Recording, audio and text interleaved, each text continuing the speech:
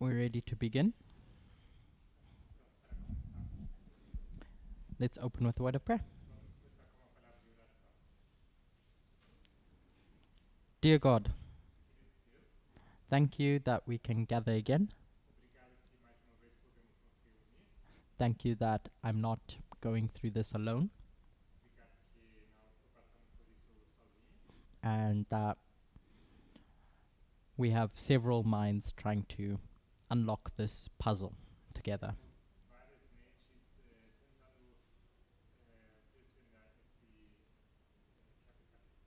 In Jesus' name I pray, amen. Welcome back. Because of time, I won't summarize, but in brief, what we're trying to understand is, at least prophetically, where does this idea of a good woman come from? That uses a good kingdom for good purposes. And so we started exploring the woman at the beginning of Revelation 12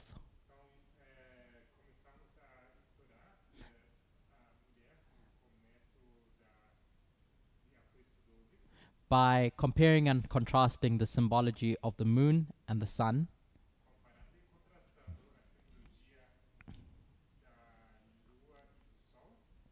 And I hope we can see that we can't ignore the political role that is played in the New Testament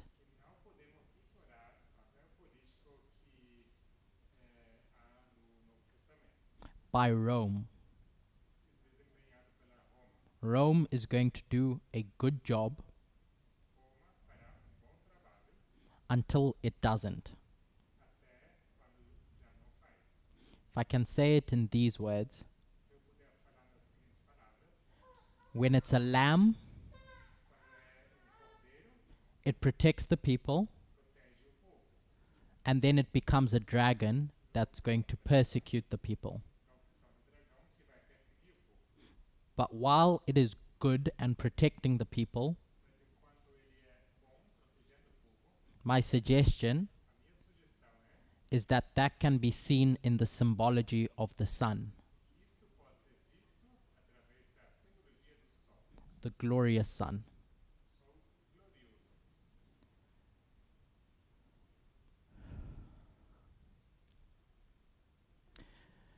So if we have that in mind, when we start exploring the woman now of Revelation 12,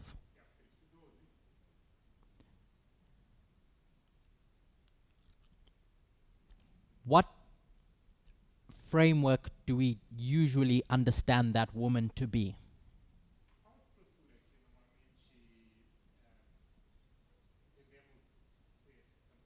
So, pre our conversation today, in your minds, who was that woman of Revelation 12?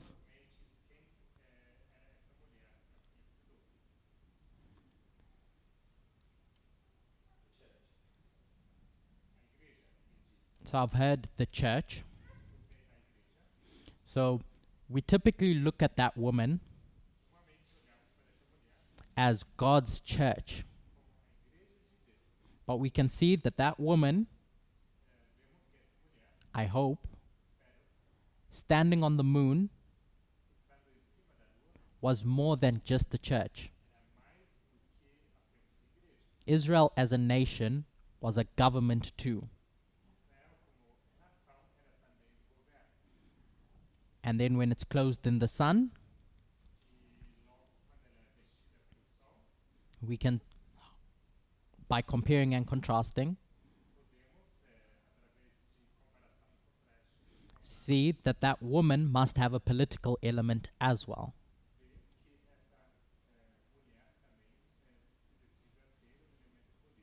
And viewing it one dimensionally limits us.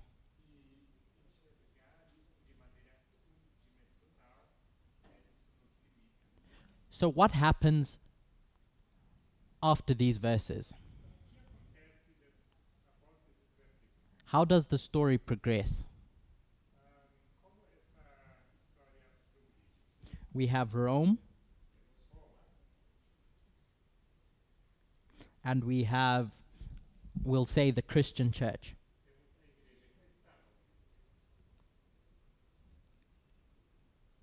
The Christian church is going to spread the gospel,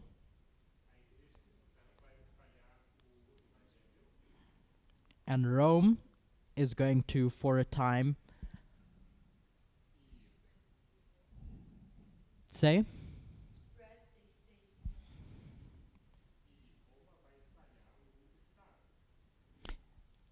I like what Lara said, but I'm going to reframe it. Protect the people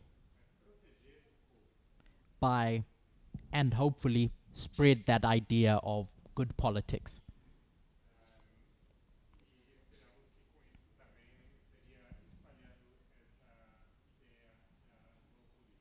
So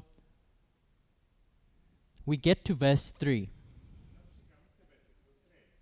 and now it's going to talk about a great red dragon.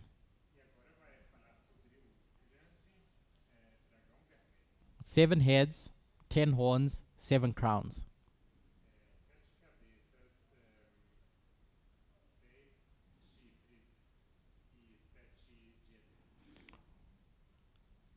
If we move away from Satan, applying it as Satan,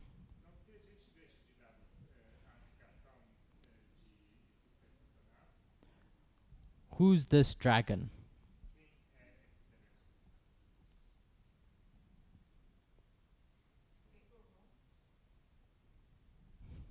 One step back.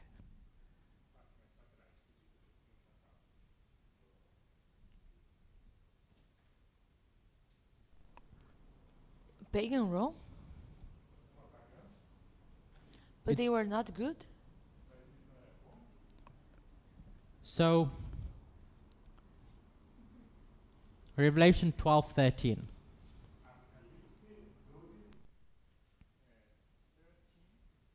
Revelation 12, verse 13. Okay. Okay. To resume,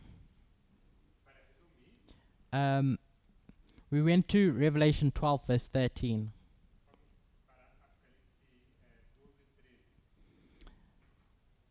Again, in Elder Terry's previous studies, she discussed the work that Rome did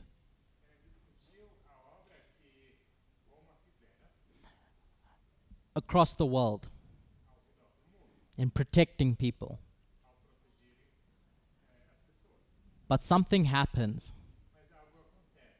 That government is going to transform. And we read what that transformed government ends up doing.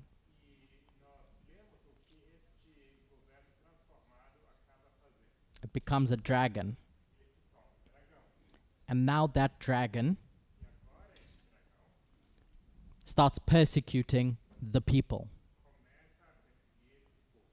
So that's where we are in history. Under Rome. So without reading the verses,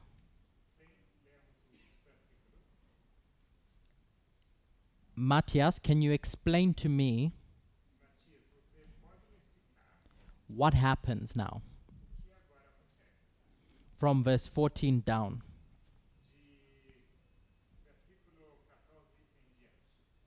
Where it talks about the woman being given wings, etc., if you're familiar with those passages.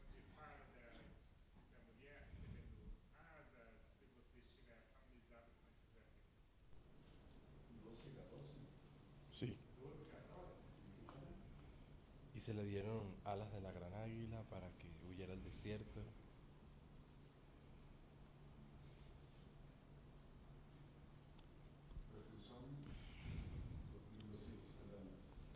He said persecution and 1260. So the woman gets persecuted. People get persecuted by this dragon.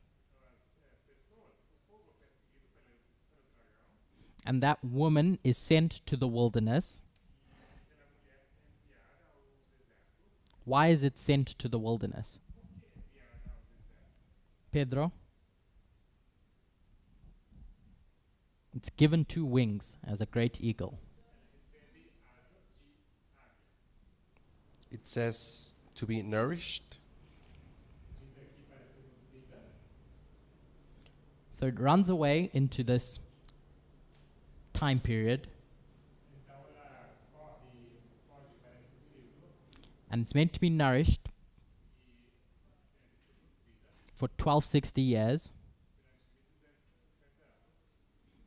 This dragon is chasing this woman, persecuting people. And so what happens in verse 16?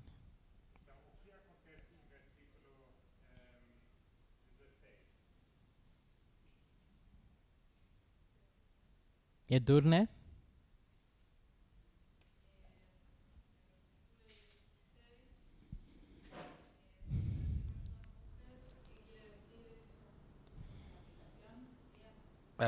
It says that the earth helped the woman. Are you asking me what the application is? So we have the earth is going to help the woman from persecution.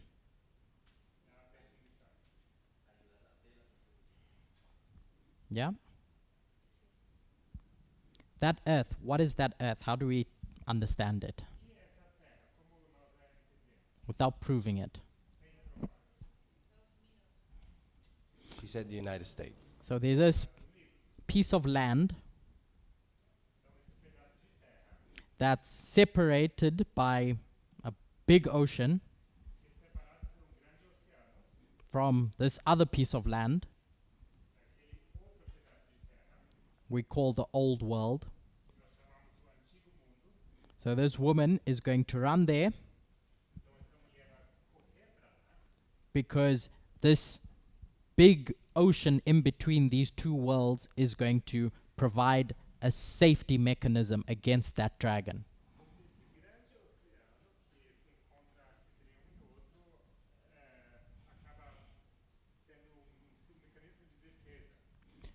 Where can we mark this taking place? So we're stepping away from symbology to real life now. Historically, and based on Ellen White's writings, what's happening in that history?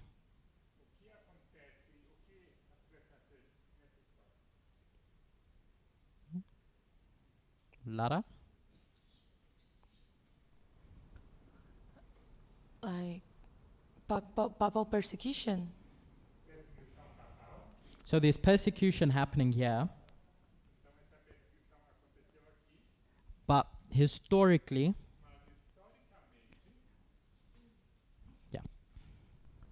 Like Protestants flew to New World, to USA.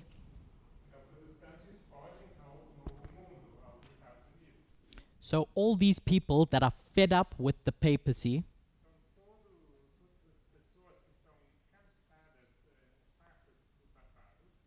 limiting liberty of conscience, flee to the new world. Those people are running away from what? The church or the state? They're running away from both, but what's persecuting them? What's the tool that they're afraid of? If that state doesn't exist,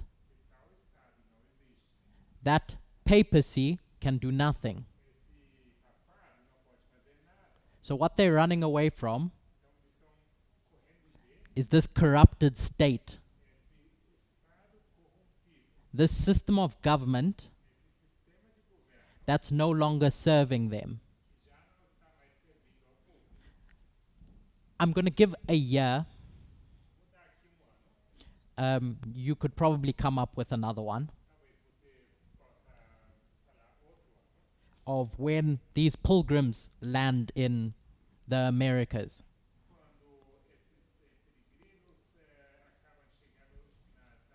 Specifically the land we call today the United States of America.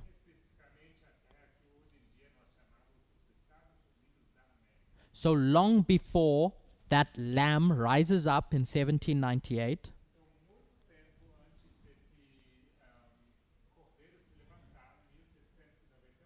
you have these people seeking safety. And they find that safety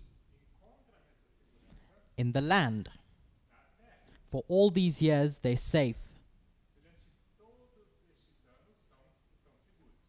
But what do they recognize that as society grows?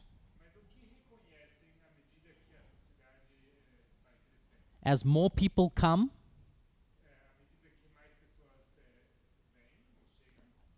what becomes obvious to them? As soon as you get more and more people.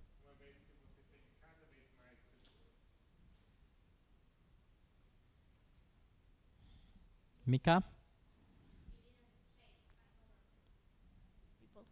You need a state or a government.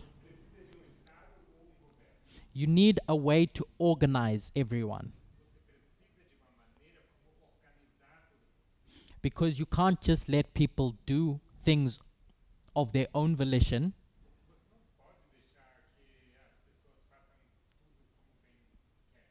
Because you recognize that some people are going to do savage things.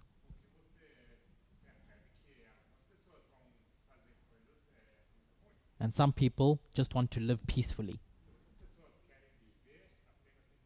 So they need to set up a government to protect the people. So this woman has fled to the earth before 1798 and goes about a mission to create that system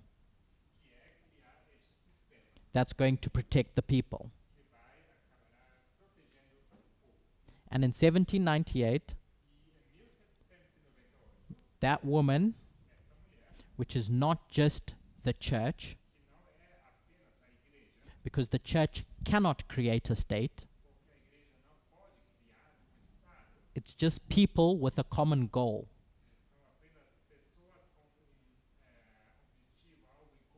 Their common goal is, we need protection.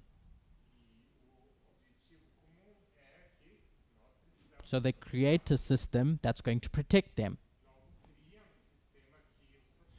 That's the story of the Sixth Kingdom. Of how it's created and where it comes from. This good woman creates it, and then good women are going to ride it or use it. The key takeaway from the second half of the last study and what we've just discussed now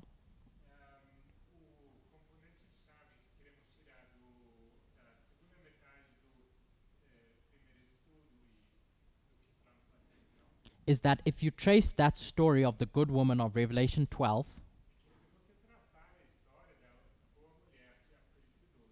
we can see that it's not isolated to the church. It's political in nature as well. So we've got a question.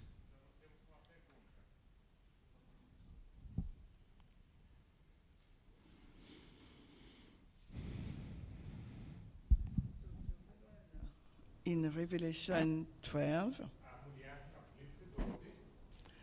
it's not only the church who fled from the old world to the new, but it's also the people, the nation. Do I understand well? So amongst all those migrants running away from persecution, there were a mix of people who had certain religious beliefs,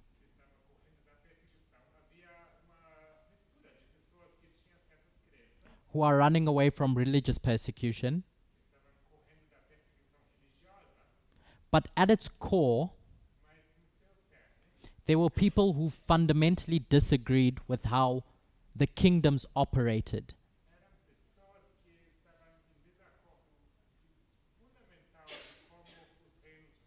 In threatening their liberty of conscience, even in relationship to science.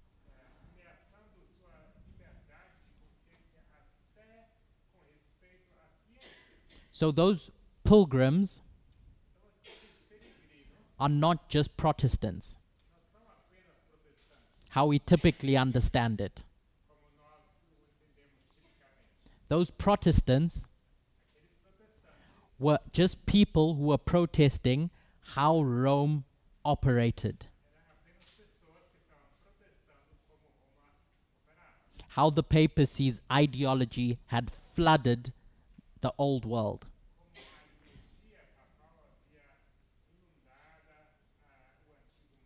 The church was just one aspect of life that the papacy affected.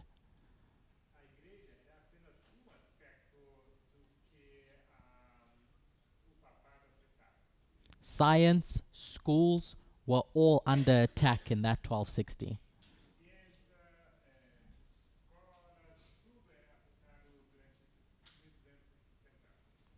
I hope that answers the questioner's question. So, the simple answer, in my opinion,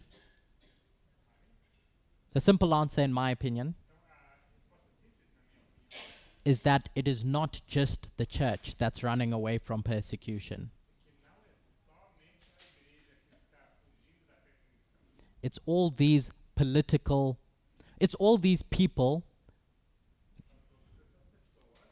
who are protesting the way the government is operating, which is what a Protestant is.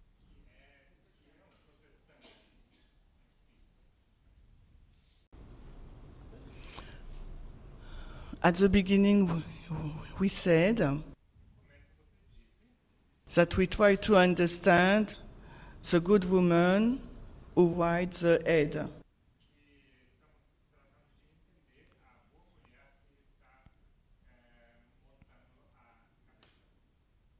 or the throne in Revelation 17.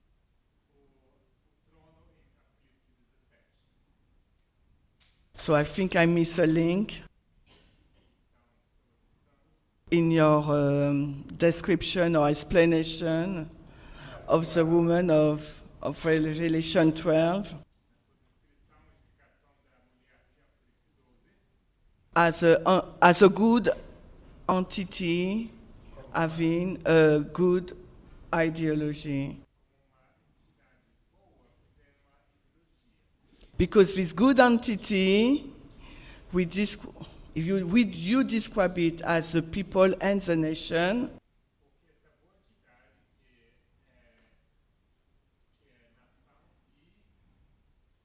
So does it mean that the people and the church will ride the good king or the throne in Revelation 17?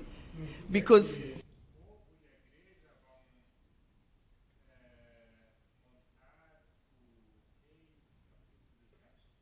because this is what we want to identify.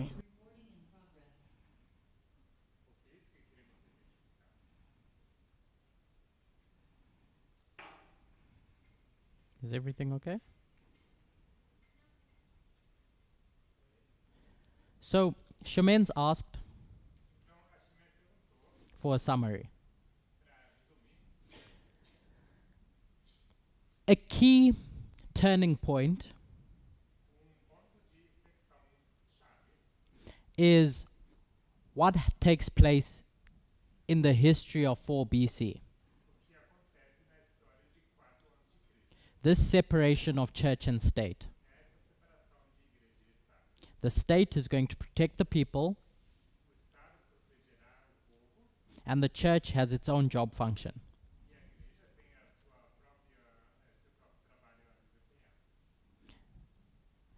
Rome is going to fulfill that duty, or at least it's supposed to, until it morphs into a persecuting power.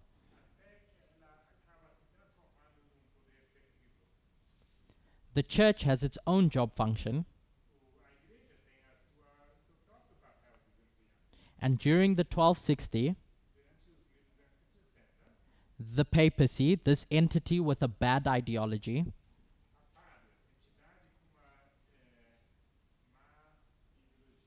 is going to affect several aspects of life in society. The church is just one of them. How people learn and think in schools is another.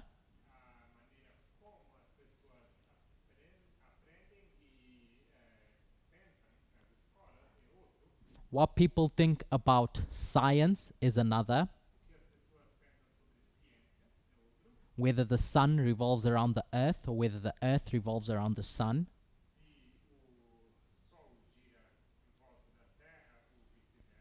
And so people in the old world get fed up of the papacy restricting their liberty of conscience to think.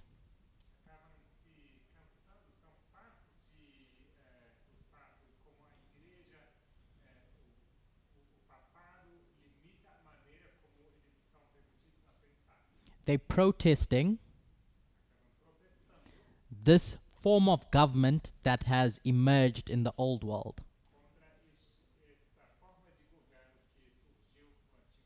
At the direction of the papacy. And so they flee to the New World in 1620, where they can find safety. People, separate to their profession, separate to the fact that they belong to a church or a school or the scientific community.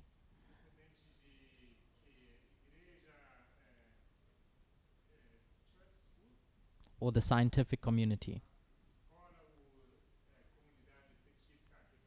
They're just people who want to live their life. Hence why in amongst all of that you have deists.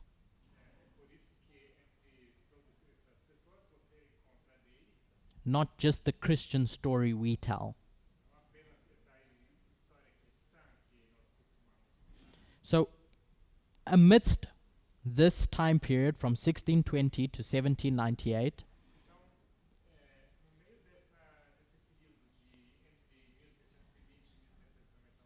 as society grows,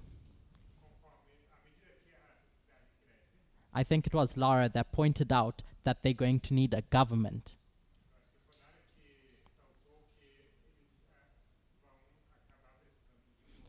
And so people, separate to their profession, create a political system.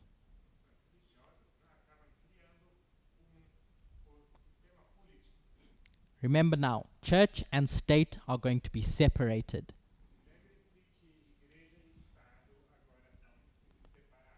So this story we tell of the church from 1798 onwards, Philadelphia, Philadelphia, Laodicea, etc., is one story of how the church gets protected in the new world. But the other story is how people as humans create a system to serve the people,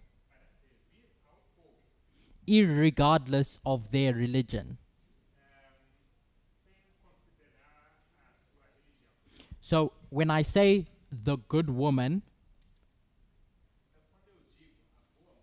I'm talking about that one, the political one that creates this system, not the religious one, the church one. I hope that summary helps. Lara? I think I said that when I talk about the good woman, I'm talking about the people that create this political system to protect everyone regardless of their religious profession.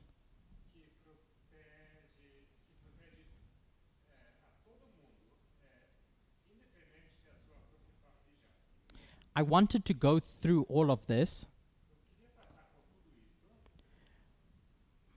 because it's becoming evident to me, at least, that we need to be clear about the difference between the sixth and the seventh kingdom.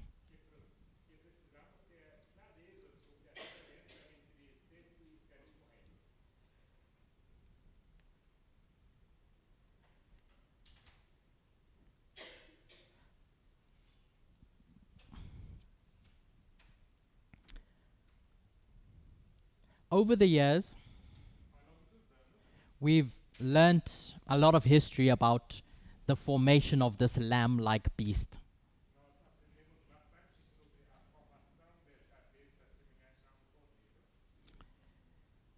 In 1798, that begins to rise. So these people that create this system, in their minds, what are they diametrically opposed to?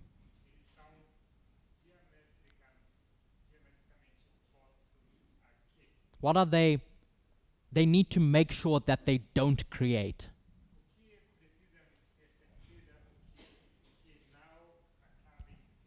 When they create this throne that is the sixth kingdom. They have the history of the previous five. So what do they need to be sure they don't create?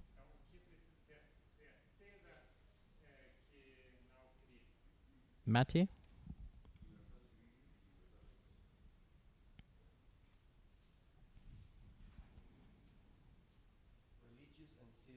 Liberty. Remember, we're not talking about the woman yet.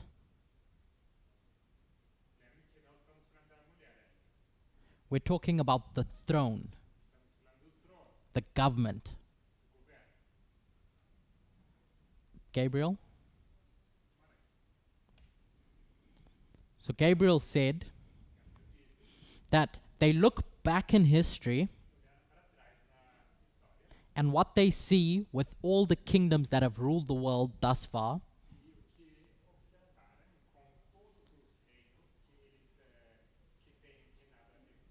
is that this monarchy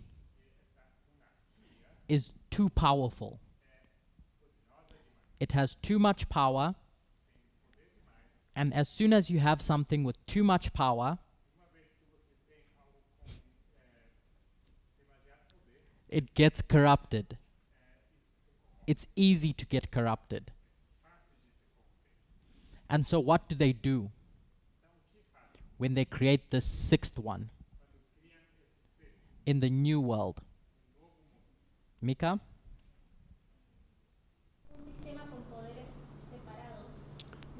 A system of separation of powers. So they recognize that this throne, this seat of power,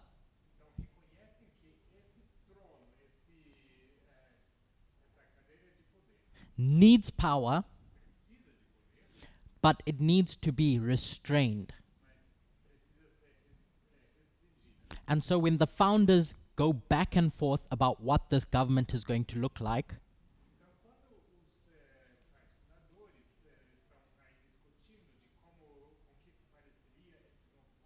they come up with what we call today federalism.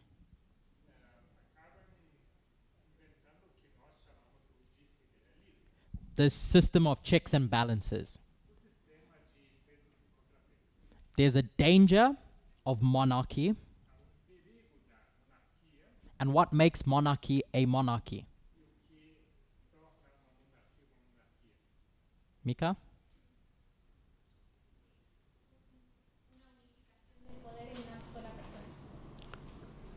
The unifying power all over one person.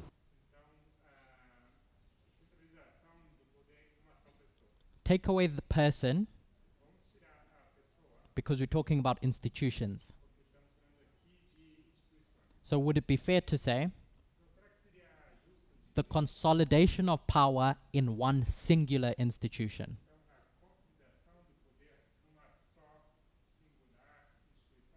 So now when they create this sixth kingdom, they're going to distribute that power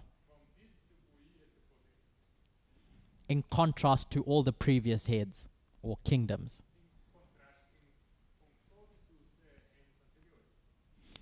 So we're in 1798. This throne is pretty restrained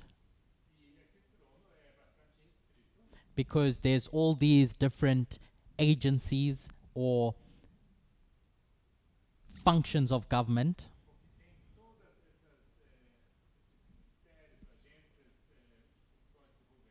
that have their own power. So if you're going to get someone or something with an ideology, they can be restrained. They can be restrained. If you're going to get someone or something with an ideology,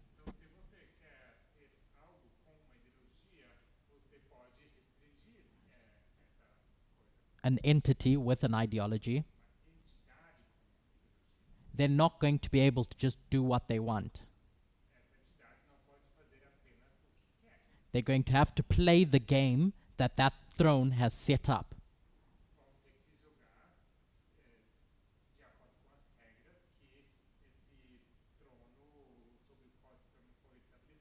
So by the very nature of the sixth kingdom, you cannot have a bad woman riding it.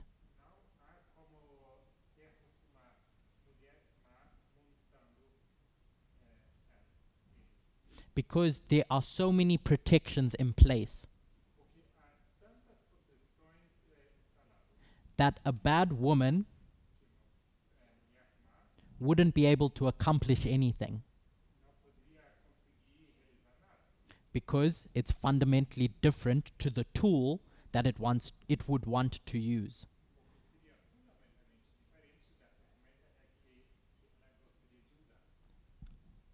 I'll take a break. Does that make sense?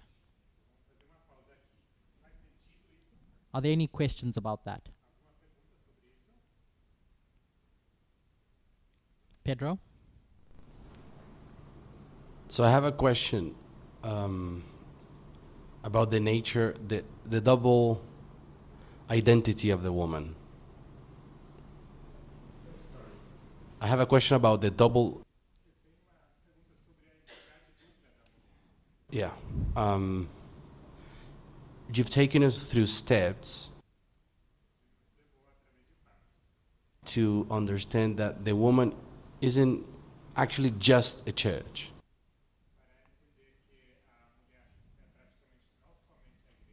It is also Something. people in general. So once we divided that, we say it is the people's part, the non-religious part,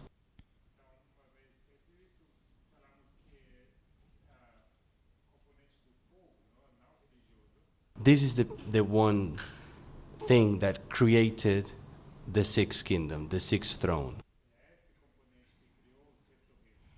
So it was never the religious part that was riding the sixth beast.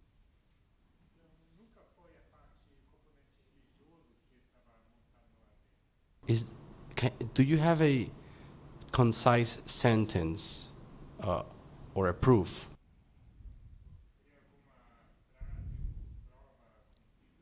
that makes it easy for me to remember? How can I say the woman is the religious part, but also the non-religious part?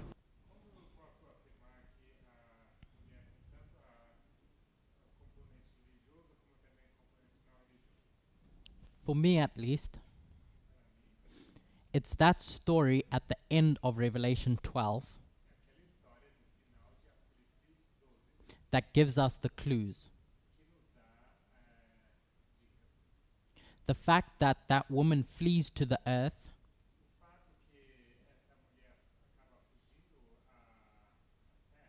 long before 1798 and finds protection there, just as people, those people create a society, and that society creates a government. A government by the people, of the people, and for the people, regardless of their religious background.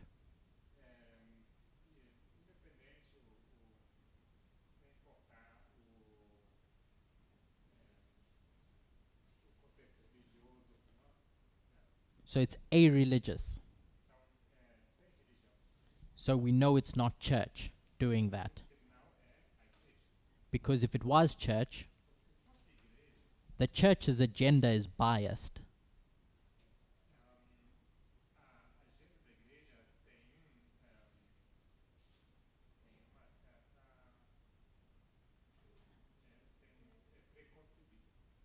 All the church wants is to spread the gospel,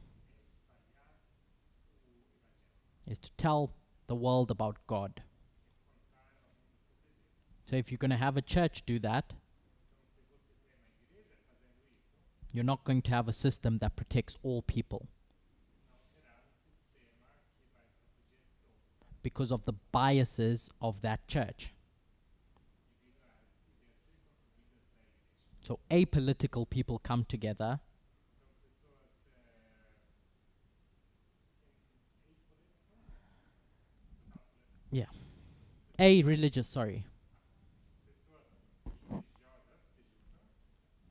come together to create this system.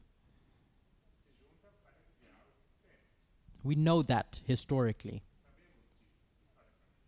George Washington was a deist, and a lot of those founders didn't believe in God.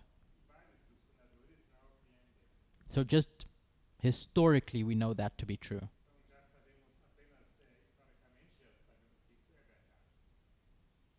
Does that help?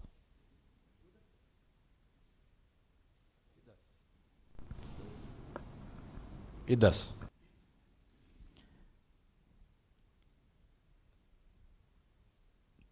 So we have the system now. A restrained throne. We've spoken about the sixth kingdom, The question I started off with, or the statement, was how does this transition from the sixth to the seventh kingdom work? What does it look like? If they're both USA and they're both inherently good, what is the difference between them? The seventh kingdom is good. It's not a dragon. When it's created.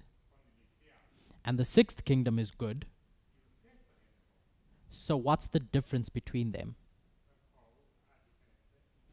What makes a kingdom a dragon? What did we say at the beginning? Or a beast. What makes a head a beast?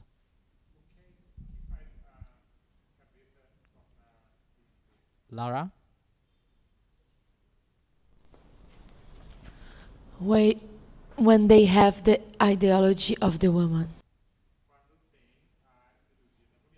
So before it has the ideology of a woman, of the bad woman,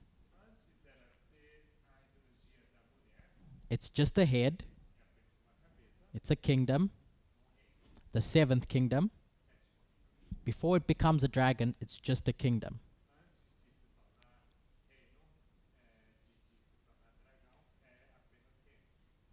But when was it for the seventh kingdom? We're getting there.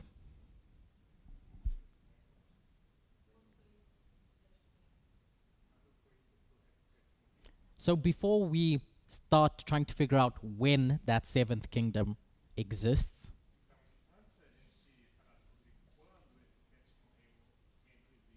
what I want to figure out is what is the difference between them.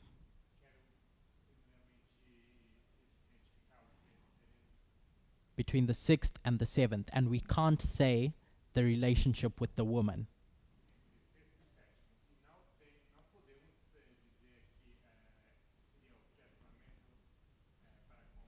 So separate to the bad ideology or good ideology of the woman,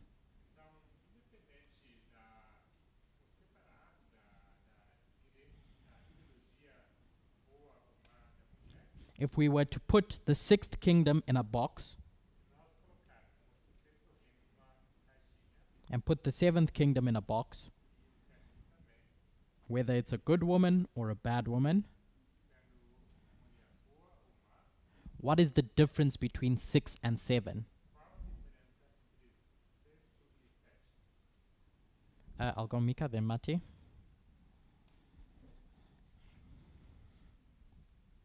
You need an erosion, a delusion. You can understand me? We said before, one of the most important characteristics of the sixth kingdom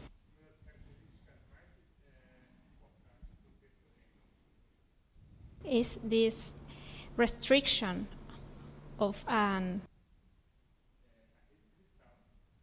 unilateral power.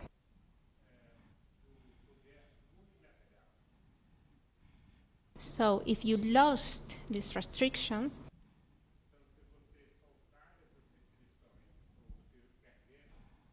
a beast, a different kingdom rises.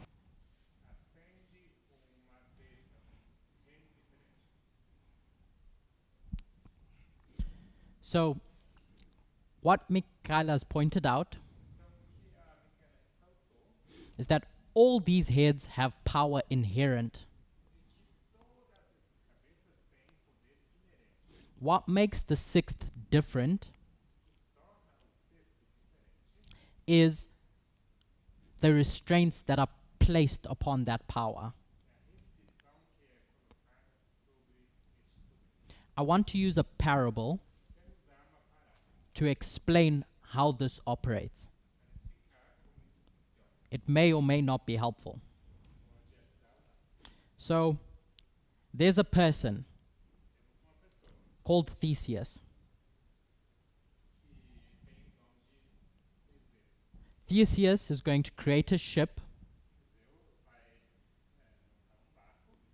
Called the ship of Theseus. And it's made up of several planks.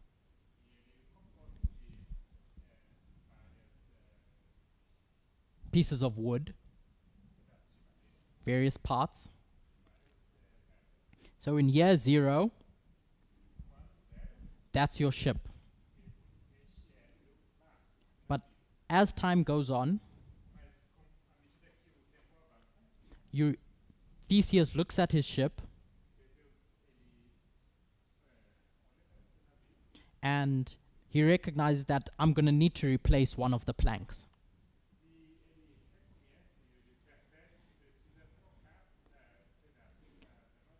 So after year 1, after 1 year,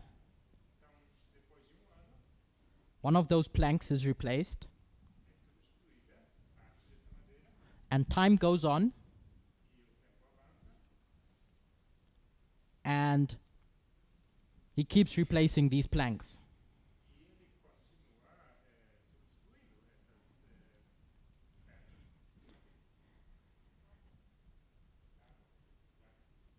After, let's just say, 32 years,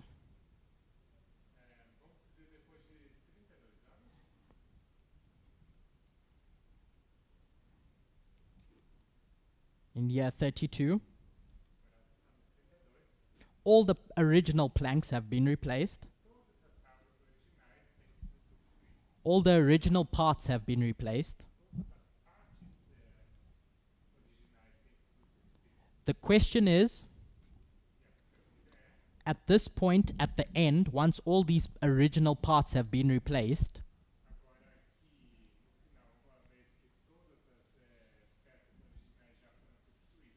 is it still the ship of Theseus?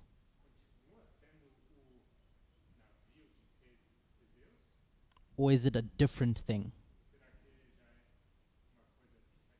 Because all those parts have been replaced as time went on.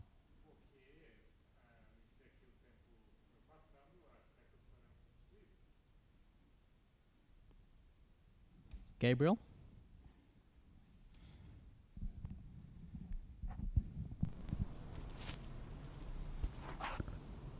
I think that's exactly what happens with our human body, and we continue to be ourselves.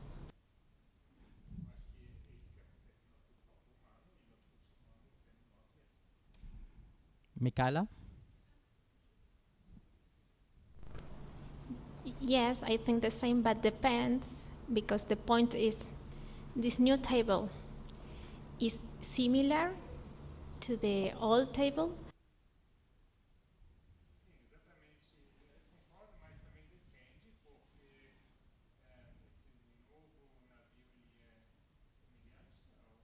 Because if it's building with other material or other shape,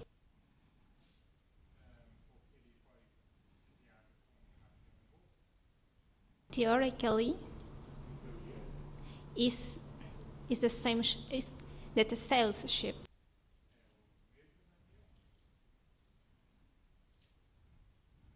But maybe we can recognize because it's super different now. So, to Michaela and Gabriel, what happens now when these planks that were taken off the original ship are now going to be used to build another ship?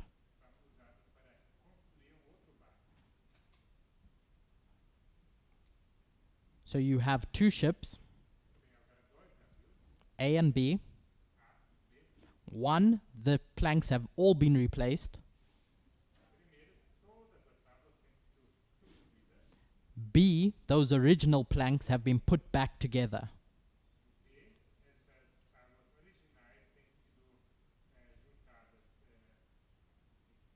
Which one is the ship of Theseus?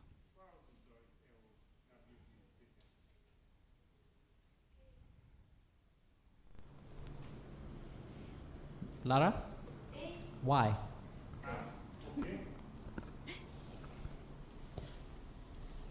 I don't know who's is the owner of the ship B. So this is just have one boat. Is A.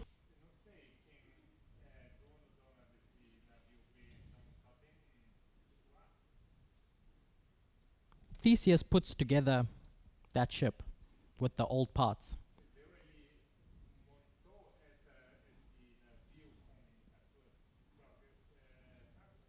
So both of them. Mika? Okay, in Mhm. because in title both ships are from Theseus.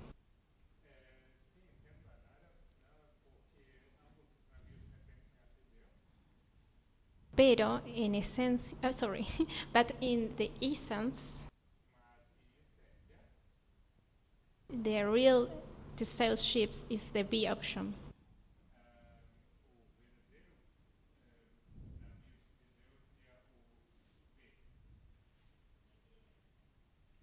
Um, I understood. no, for my translator.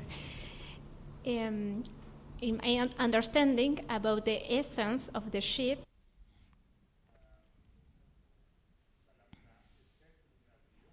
the B is the real Theseus ship.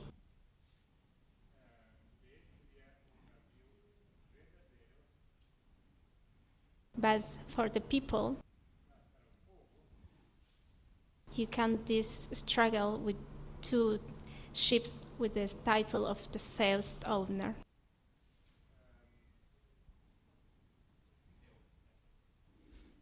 Daniel?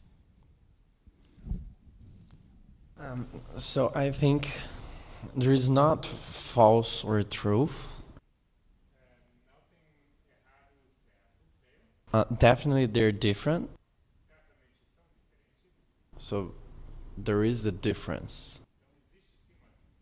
If my leg is chopped off and I add a como fala prótese? Prosthetics leg on me, I'm different.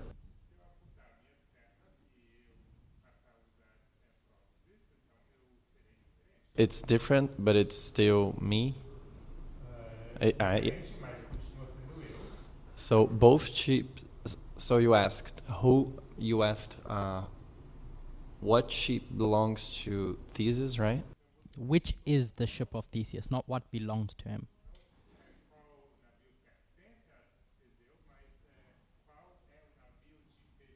Which is this ship here?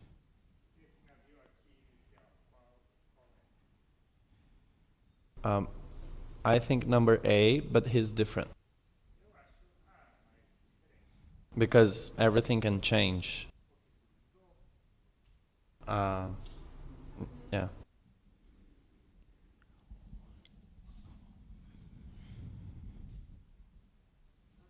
Oh, okay. So, there's no real right answer.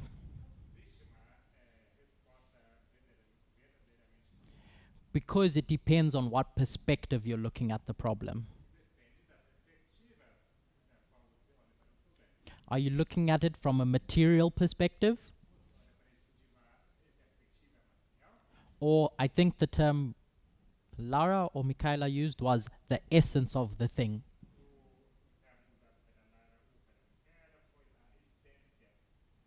So its internal set out function. So if you can envisage that it's both for now. It's the same, but it's also different. So by the time you get to the end here, in essence, it's the same, but materially,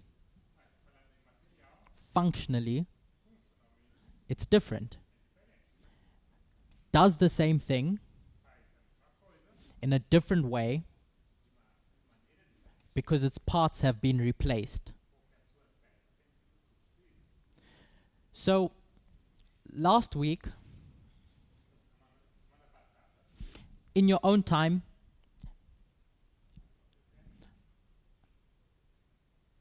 look into how people question this problem, debate about this problem.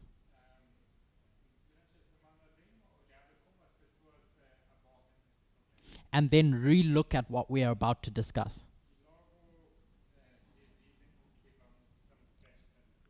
Last week, Anna did a series of presentations about Project 2025.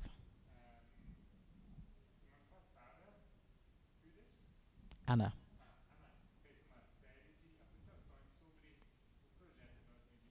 I hope you all watched those by now. And if you didn't, I encourage you to. What was the first pillar of that she mentioned in Project 2025?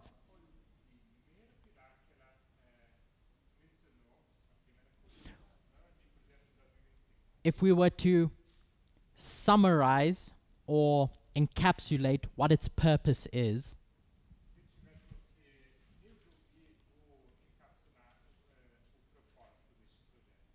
what could we say?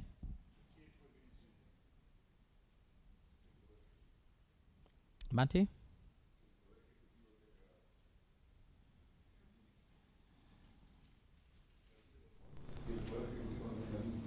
So that the executive power be limitless.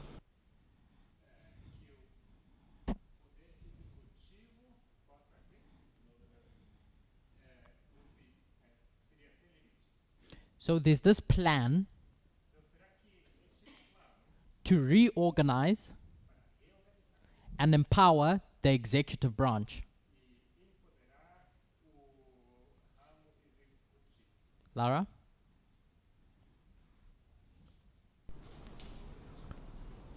They're trying to put new planks to the ship to replace. Say that again? They're trying to replace the planks of the ship.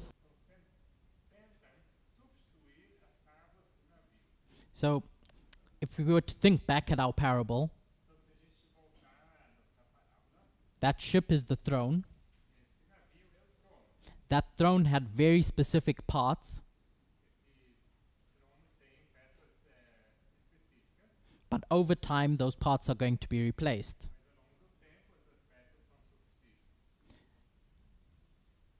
Anna, was that a hand? Oh. So in Project 2025, it's not a perfect like for like, obviously.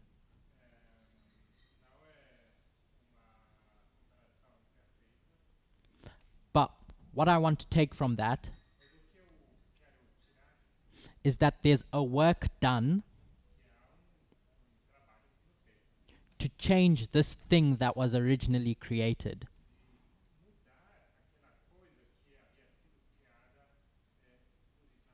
And Anna articulated it as the consolidation of power in the presidency. During those arguments in 1798,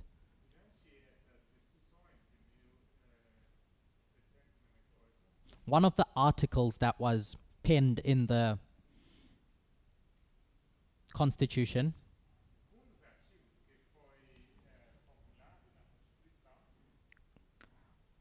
Article 2, Section 1,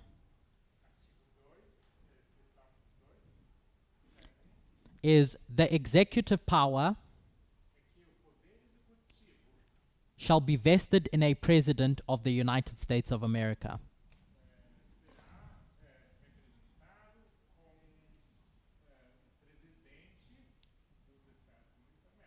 Not all of them agreed about what that meant. What power should the president have? How much of the executive branch does the president have say over?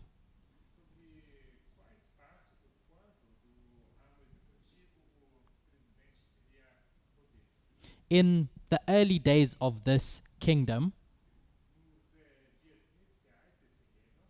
the presidency was pretty weak in reality. Congress had a lot of power.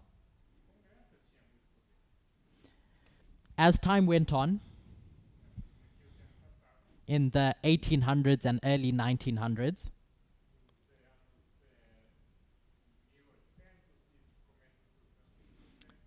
what we term today as the administrative state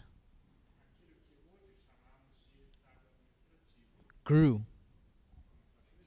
which is stuff like your independent agencies, like your Environmental Protection Agency, your Securities and Exchange Commission,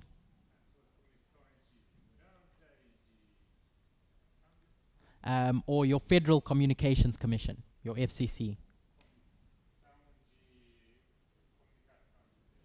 All these agencies were created in the executive branch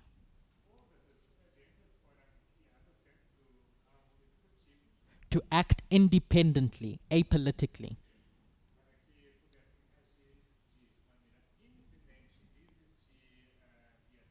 So Congress would shield and isolate those agencies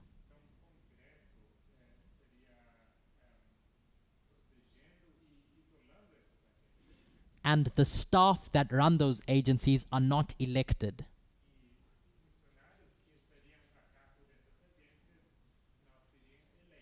It's run like a company where you get technical expertise to run those agencies.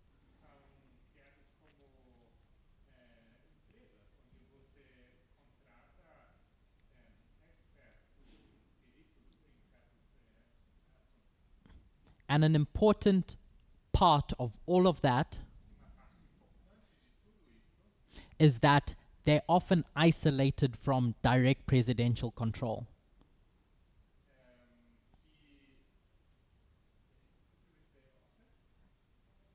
They are often isolated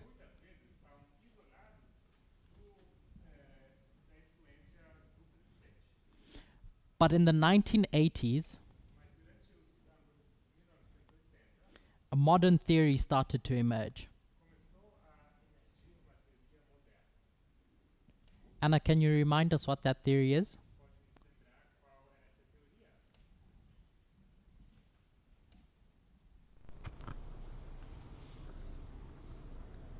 It's the theory of unitary executive.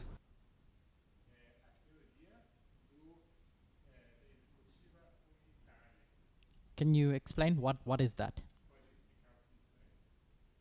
It's basically the idea that all the executive power should be under one person, in this case, the president.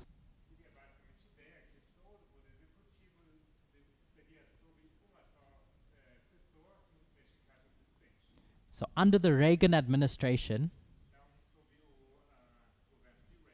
a bunch of scholars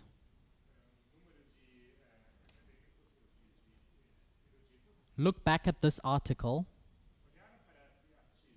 and interpret it through the lens of the president having full power.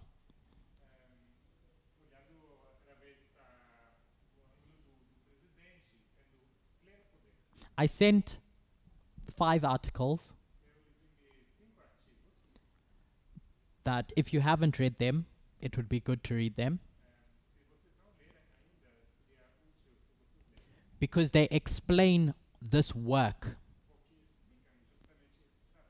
of consolidating power in the presidency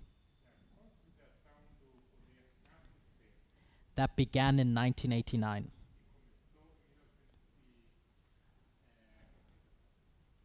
I'm saying 1989 because I have a bias. But that history. And then it talks about Dick Cheney and how years after his administration with George Bush,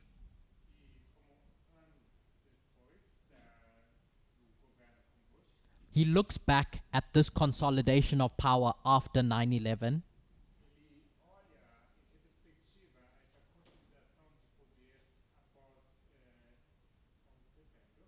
and he looks back at it in, I'll use the term regret, because he sees that that executive expansion just grew too big.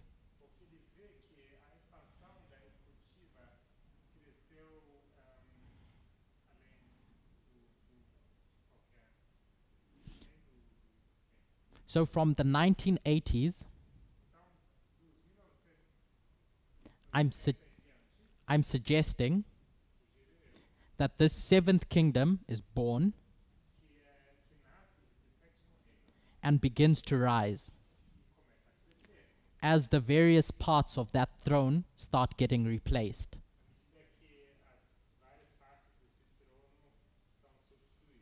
In 2001, a turning point occurs because the king of the north starts replacing the planks to consolidate power. There's a crisis, of course,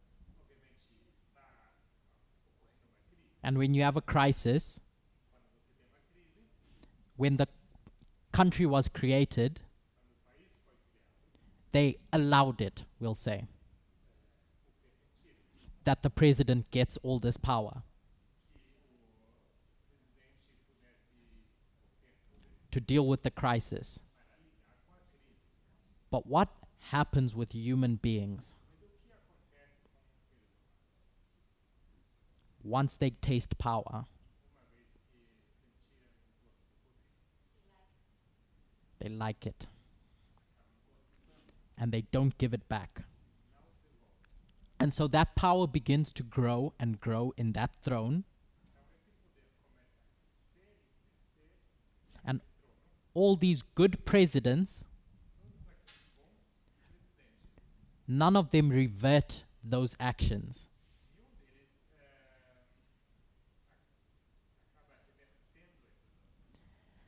And then we get to the last president.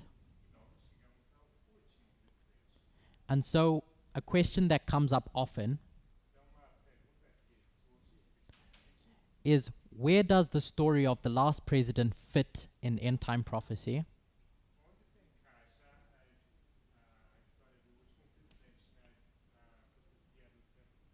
With regards to Donald Trump, is Donald Trump's term 1 the bad woman?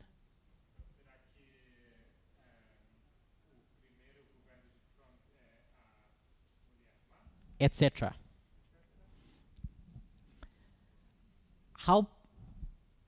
So we have the last president study.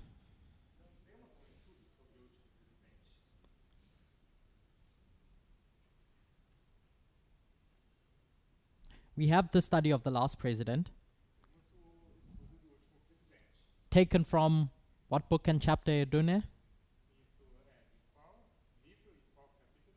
The study of the last president, if you remember.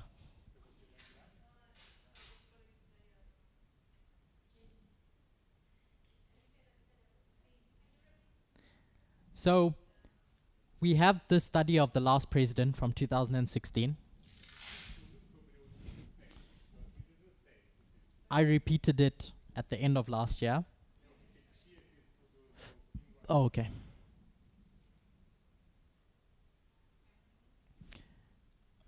Do you remember where that study is taken from? What book and chapter?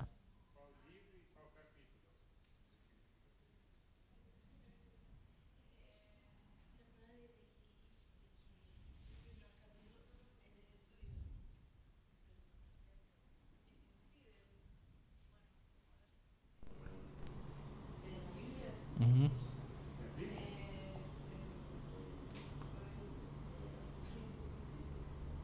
Revelation 17. So not Revelation 17. Does anyone want to jump in?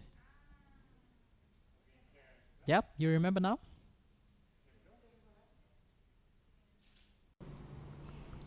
She doesn't remember. Okay, that's fine. Who remembers? What book and chapter? So Carolina said online Daniel 11. We're not going to go through that study now. But I'll just lay it out. The fact that in 1989, you have George Bush, and it says 3 kings are going to follow George Bush: Clinton, George Bush Jr., Obama, and the 4th is going to be far richer, and we applied that to Trump.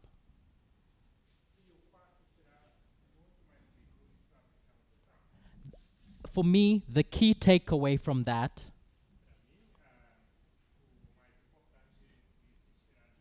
Barbara, which kingdom is Trump the last president of?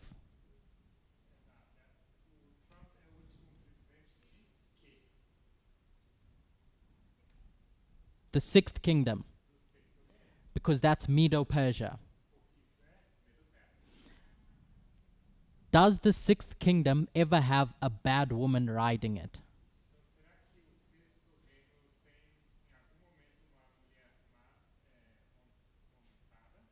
Barbara?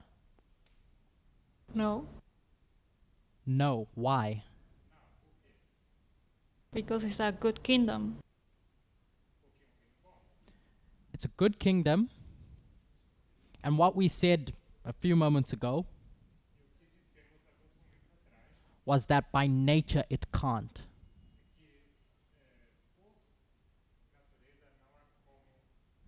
If we think of this relationship, that 6th kingdom was built in a way where if a bad woman comes and starts flirting,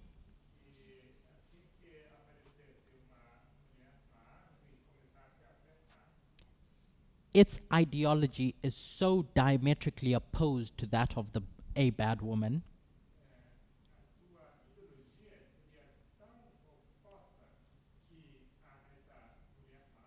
that it just wouldn't even want to get into bed with them.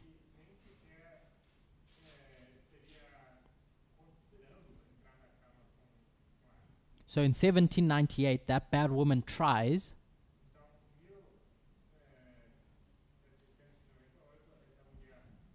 The papacy.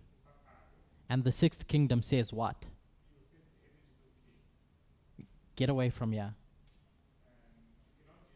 I'm not having any of that. So we get to 2016. Donald Trump, a good woman, flirts with that throne and says, okay, let's get into a relationship.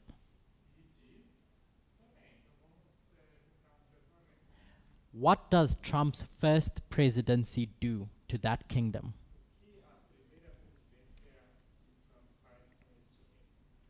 Think in the context of what we've been talking about.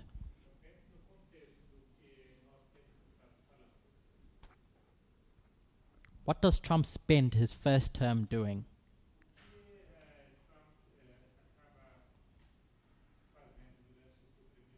I'm going to read a quote from Daniel and Revelation, Uriah Smith's commentary.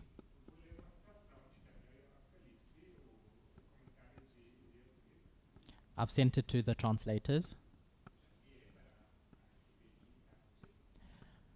When talking about this prophecy at the beginning of Daniel 11,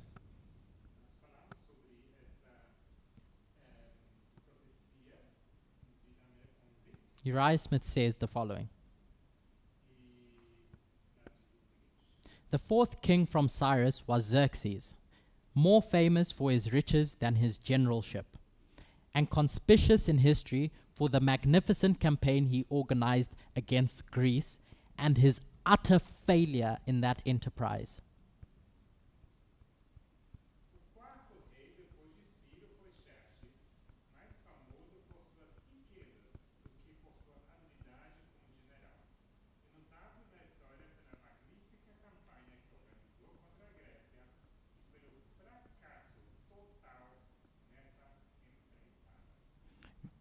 So Medo-Persia just couldn't go to war with Greece.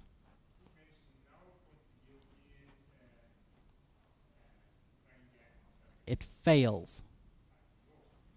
What was Trump's frustration in his first term? Laura? Why was he so frustrated? Because he was being restrained. Because he was so restrained. And so what did he spend the first 4 years doing?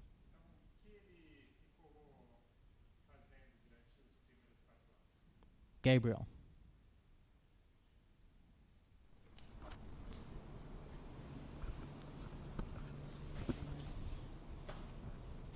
I was going to say he was restrained by the administrative state, and he was even impeached a couple of times.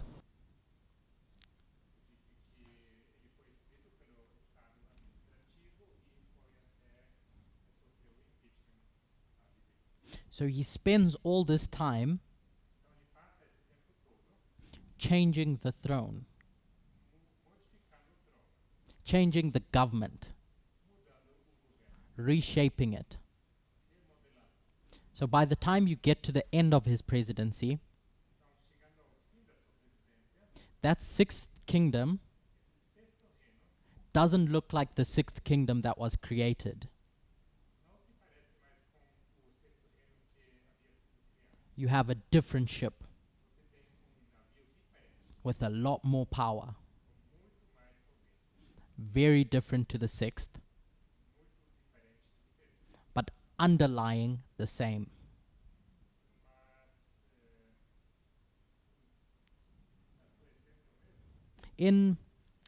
As a quick detour, in Acts 27, what do we say happens between 2021 and the Sunday law? The Sea of Cilicia and Pamphylia.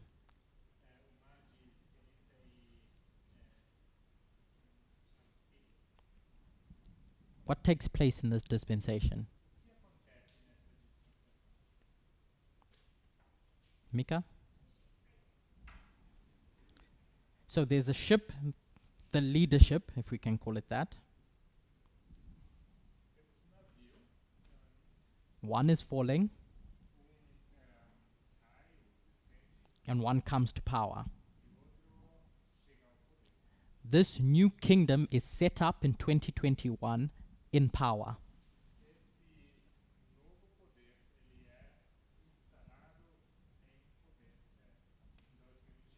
This seventh kingdom. So when Biden steps into office,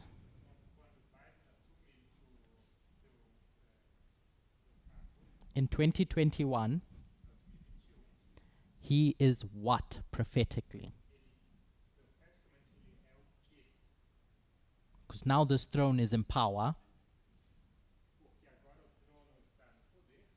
and now there's going to be an entity with an ideology that's going to sit on that throne.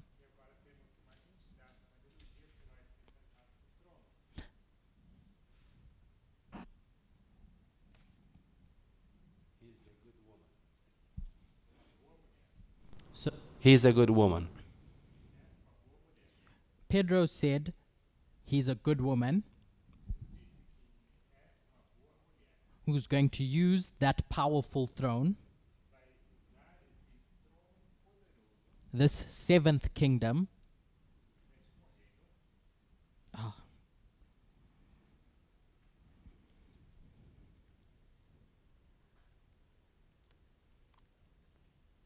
for his own agenda. What should he have done? Knowing what the founders knew.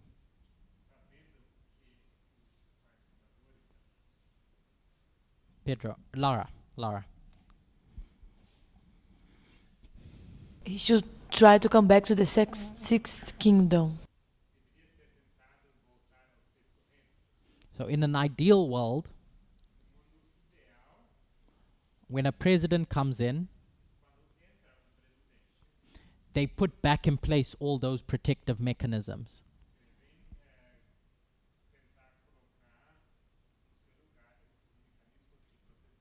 But it's useful to use what's there.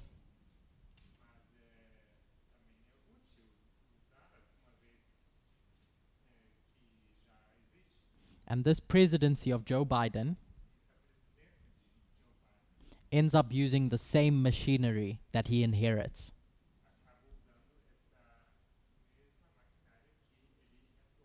That doesn't make him bad, because he has a good ideology, prophetically. This throne, by the time we get to the Sunday law, now when a bad woman flirts with it,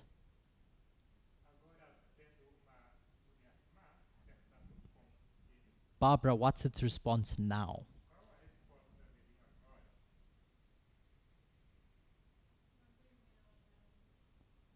So we spoke about the sixth kingdom and what happens when a bad woman flirts with it.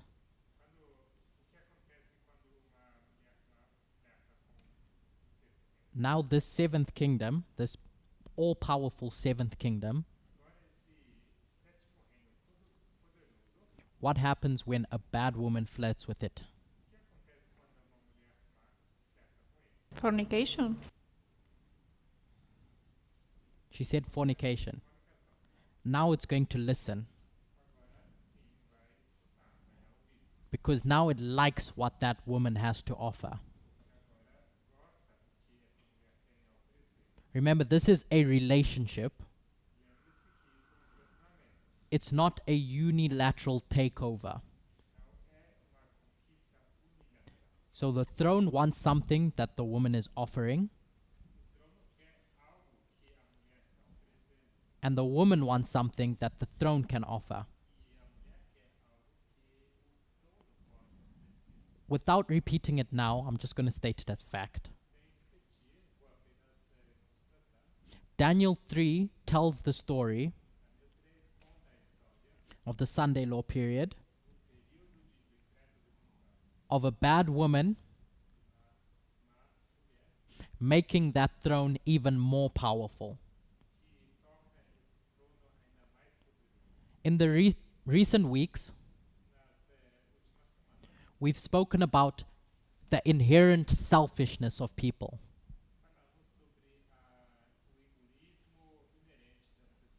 We want what we like. What does that throne like? In and of itself, what does it like about itself? That throne likes power. So the bad woman says, I can help you get more power.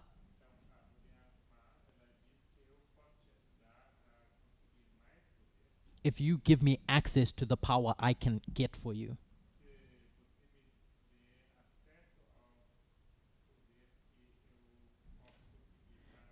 So this seventh kingdom was good. It was just a kingdom. But now it's going to, we'll say, make a deal with the devil. And that's that story of adultery or fornication. It was only ever meant to get into relationships with good women.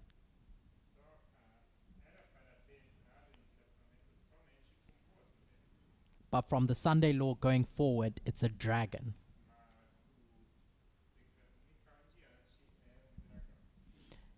For me,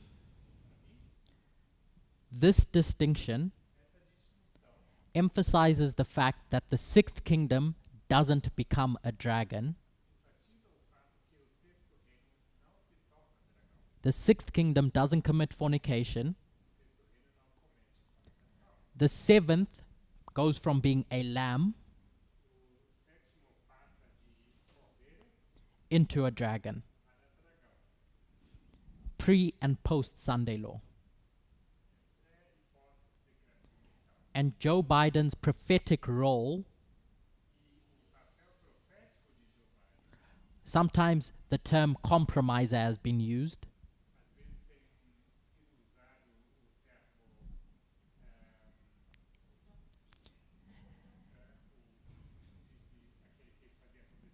Is the first president of the seventh kingdom, after we had the last president of the sixth.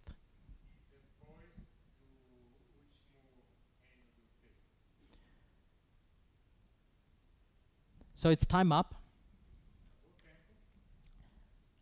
but I'm going to ask for 5 minutes.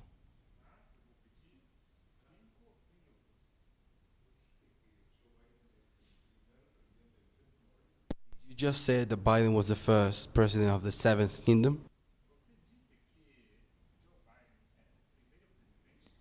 That's what I tried explaining. Bearing in mind that the seventh kingdom is good when it comes to power. It is not a beast yet. It becomes a beast when it gets into a relationship with a bad woman, Trump.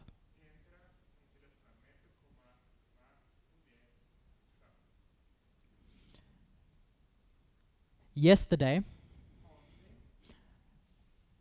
Elder Parminder spoke about vulnerability and sex. I made some comments during the class, and someone pointed out that my comments during Parminder's study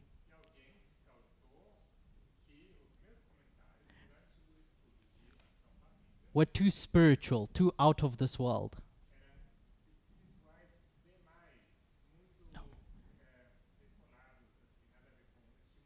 They weren't planted here on earth. In my defense, as a student of prophecy, in your defense as students of prophecy, that's our job. To take a parable of human relationships and how they function, learn something that will benefit us as people, sure, but see how we can use those things to understand end-time prophecy.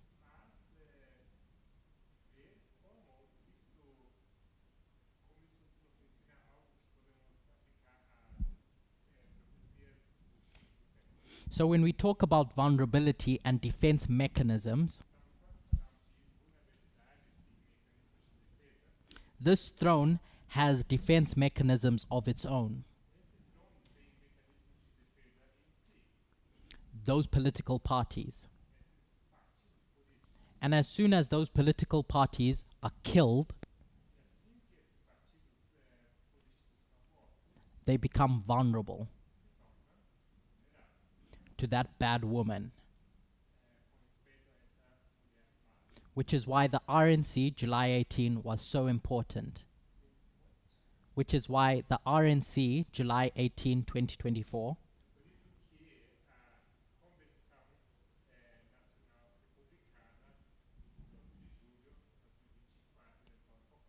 because it's a story about the exposure of this throne and it becoming vulnerable to this bad woman.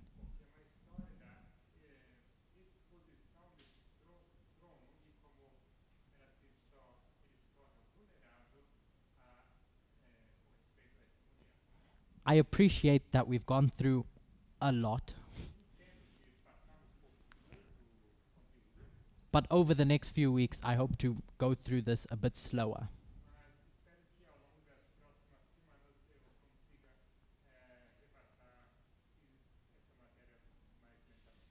And if anyone has any questions online, they can message, because the dynamic today was a bit different. Let's close with a word of prayer. One last question from Lara, or comment. But the throne wanted to be vulnerable and be exposed to this woman.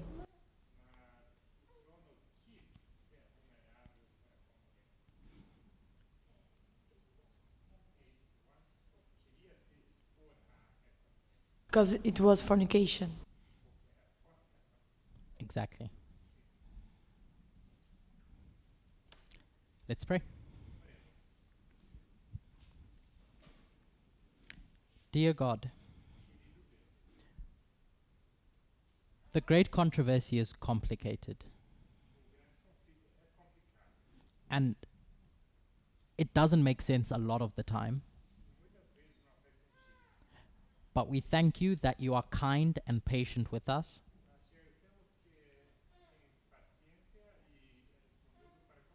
And you give us tools in our human nature to understand it.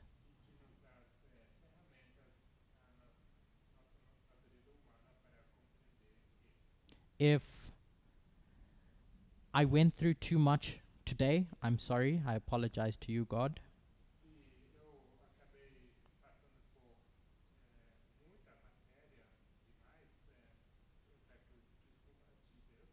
But I pray that as a group we can walk together a bit more slowly going forward.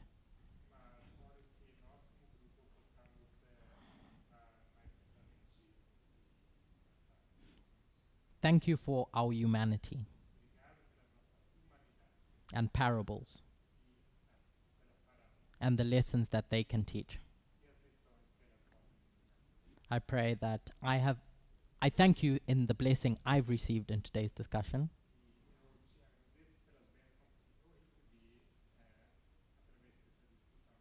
And I thank you for the rest of the Sabbath that we can enjoy as a group.